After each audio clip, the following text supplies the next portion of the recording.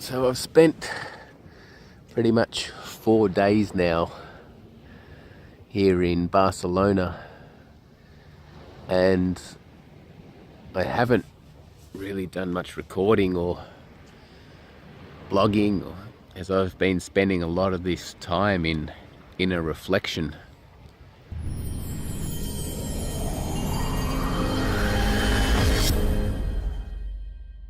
And a lot has transpired in the past 4 days of just being immersed in a different country, different culture, and a different climate.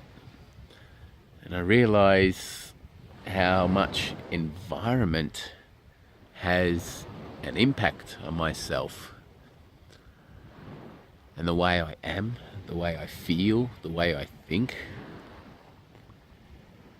And I noticed as soon as I landed in Spain, and then when we caught the shuttle bus, Bodhi and I, and got into the main heart of Barcelona, there was this instant energetic shift that happened from moving from the energy of Poland and the weather of Poland and the culture of Poland. And it wasn't a visual thing, it was just an energetic thing that could be felt and sensed. And I touched base with my son Bodhi and said, "Can you feel it? Like, can you feel it?" And he's like, "Yeah." I've gone, "Oh my gosh, it feels fantastic here." He goes, "Yeah, I agree." And these past 4 days, he and I have just spent some really wonderful, slow, relaxed, deep connecting father-son time. Just chilled, another deeper level of bonding, and just really clear and transparent communication. And it's just been a wonderful experience, and I'm ever so grateful for it.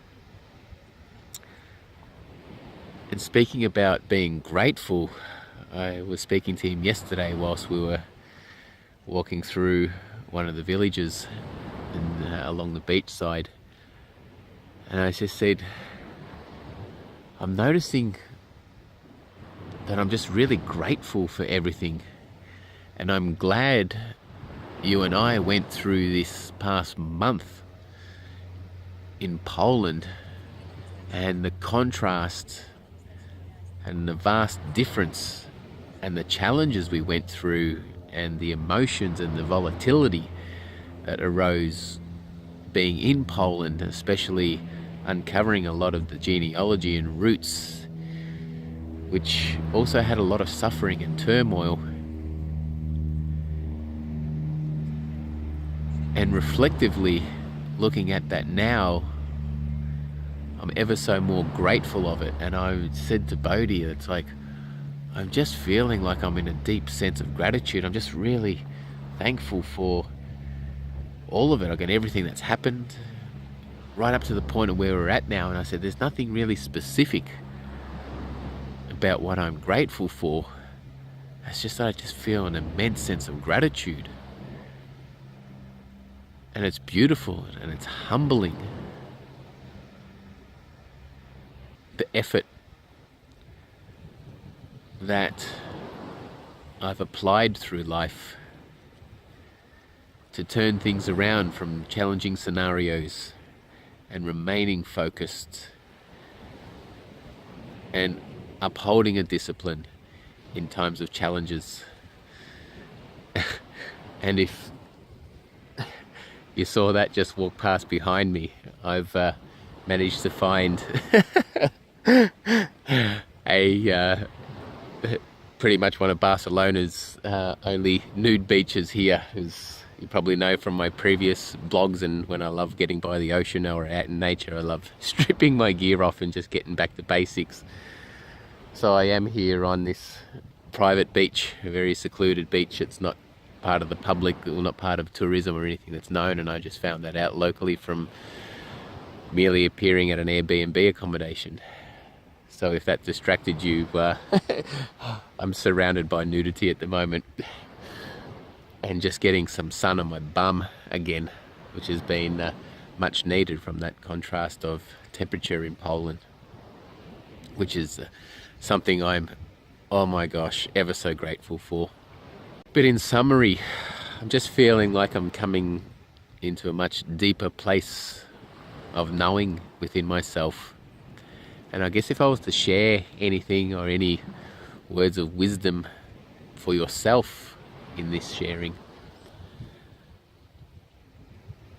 would be to go and visit those places that are really uncomfortable, that are really challenging, that are really difficult to approach,